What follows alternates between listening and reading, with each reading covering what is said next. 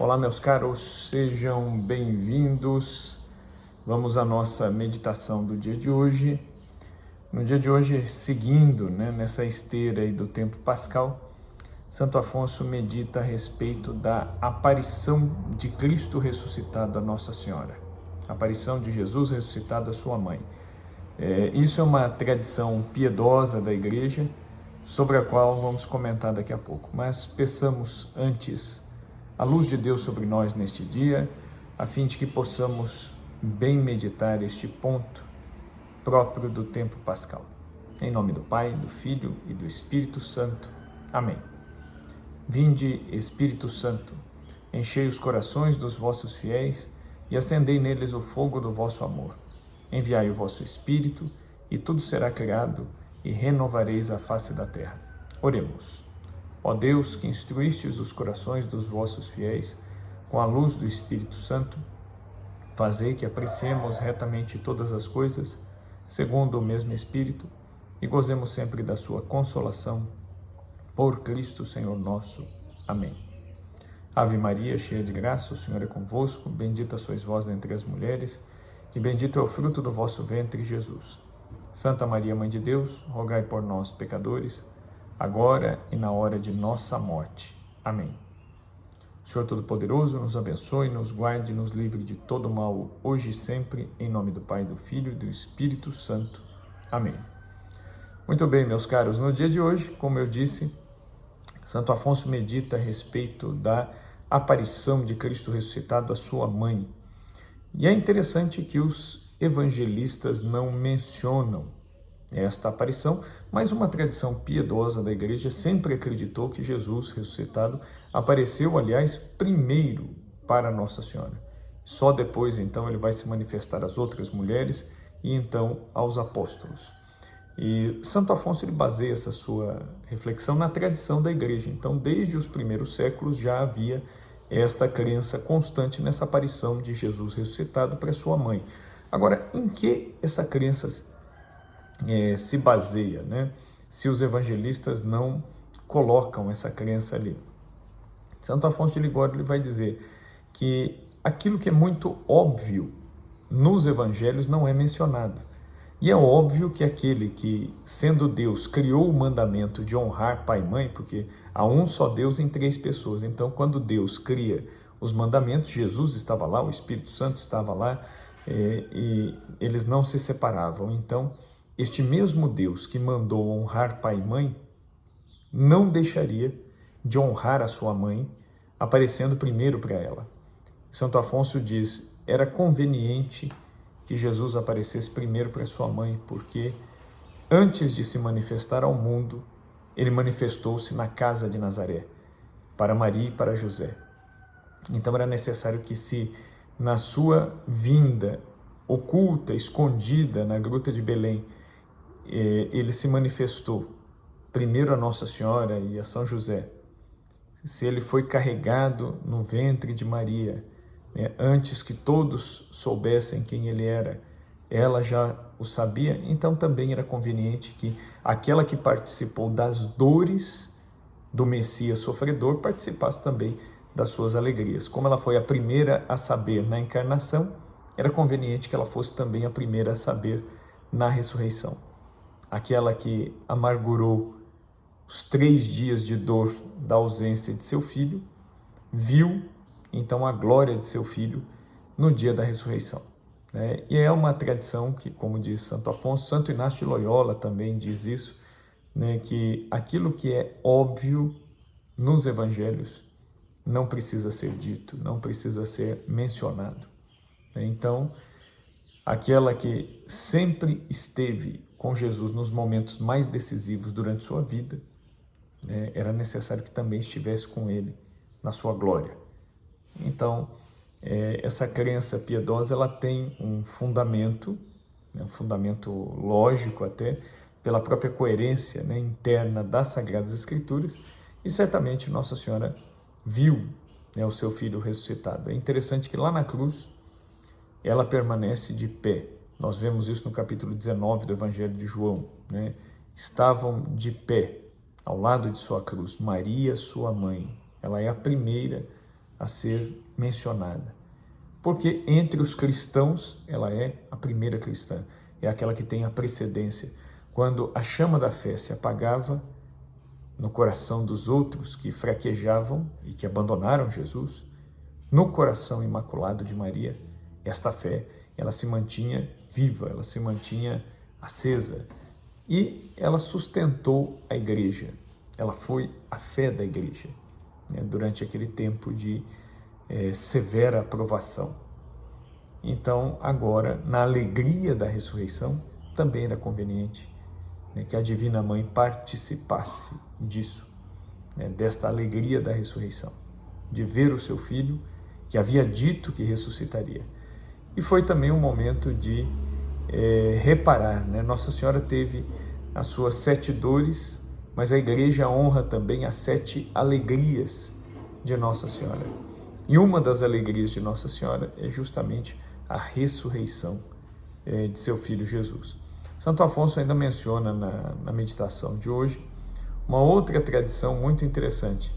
Os evangelhos dizem que quando Jesus morreu, né, e depois na sua ressurreição, houve um fenômeno, né, uma graça que Deus concedeu, né, que foi um grande tremor que abriu vários sepulcros e alguns mortos ressuscitaram, né, nessa ocasião, né, da morte e ressurreição de Jesus. Alguns mortos ressuscitaram e apareceram dentro da cidade, né, da cidade de Jerusalém, a cidade santa de Jerusalém, né? Então,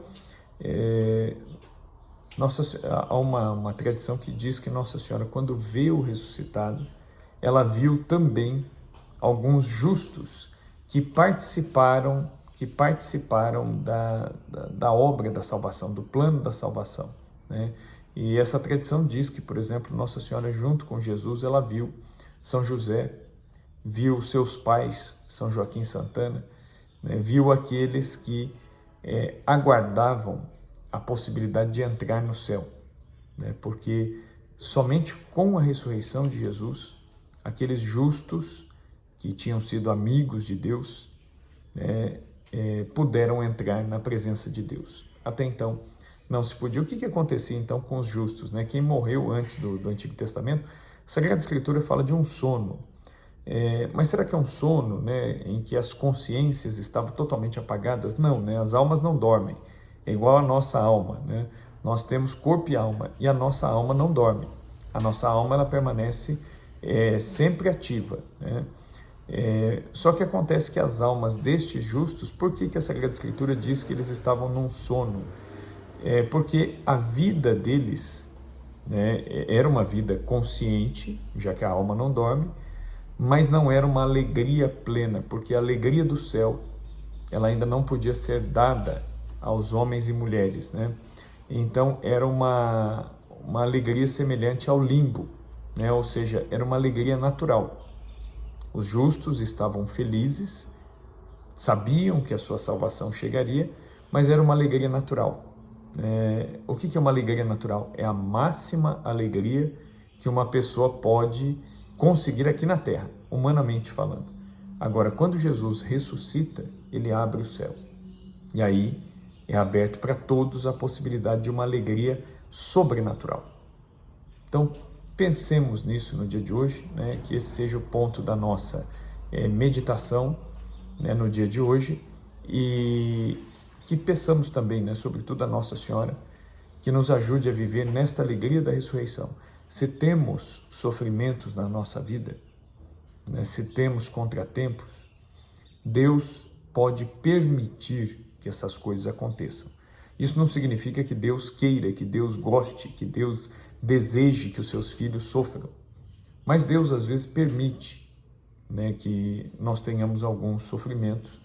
Esses sofrimentos, eles podem servir para a nossa purificação, podem servir para, por exemplo, uma pessoa que está numa situação em que ela necessita de ajuda, e ela pode estar nessa situação como uma oportunidade que Deus lhe dá de exercitar a humildade.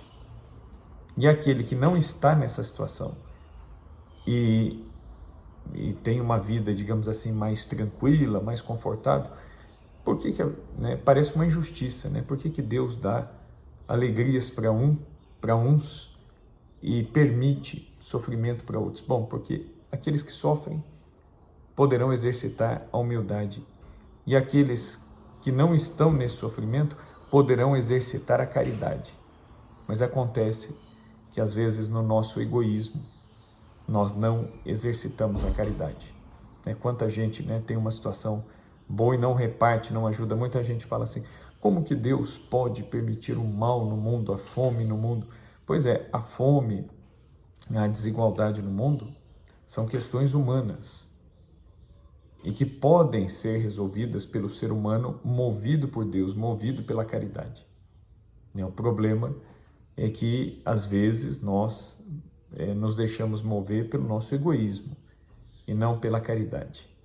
Então, a uns, Deus dá a oportunidade de exercitar a humildade, a outros a caridade. A cada um, Deus permite e pede o exercício de uma virtude. Estejamos atentos ao que Deus nos pede. Em alguns momentos da nossa vida, nós vamos precisar pedir ajuda para outras pessoas. Humildade. Em outros momentos, nós seremos chamados a dar ajuda, seja ela financeira, seja ela emocional. Que estejamos atentos ao que Deus nos chama e peçamos a Nossa Senhora que comunique a nós essa alegria da ressurreição. A ressurreição, ela é uma certeza de que não há mal que dure para sempre. Não há mal que dure para sempre, nem mesmo a morte. Essa é a grande mensagem da ressurreição de Cristo para nós. Em Cristo, tudo foi vencido, tudo foi crucificado com Ele. A nossa vida, os nossos sofrimentos, tudo isso foi crucificado com Cristo para ressuscitar com Ele. Se hoje você passa por um momento de dificuldade, de incerteza, de perturbação na sua vida, isso passará. Mas isso não pode passar de qualquer jeito. Que você busque, e eu também, passar por essas situações sempre com o olhar voltado para o ressuscitado. Sempre com o olhar voltado para Cristo. Porque o que dá sentido aos nossos sofrimentos, aos nossos problemas, é uni-los a Cristo, que mereceu a salvação por nós. E peçamos a Nossa Senhora a graça da perseverança, rezando. Salve Rainha, Mãe de Misericórdia, vida, doçura e esperança, nossa salve. A vós bradamos, degredados filhos de Eva, a vós suspiramos, gemendo e chorando neste vale de lágrimas, e pois, advogada nossa, esses vossos olhos misericordiosos a nós volvei, e depois desse desterro mostrai-nos Jesus, bendito o fruto do vosso ventre. Ó clemente, ó piedosa, ó doce sempre Virgem Maria, rogai por nós, Santa Mãe de Deus, para que sejamos dignos das promessas de Cristo. Amém. Ótimo sábado para vocês, meus caros, e espero por vocês na nossa meditação de amanhã, domingo, o domingo da misericórdia. Fiquem com Deus.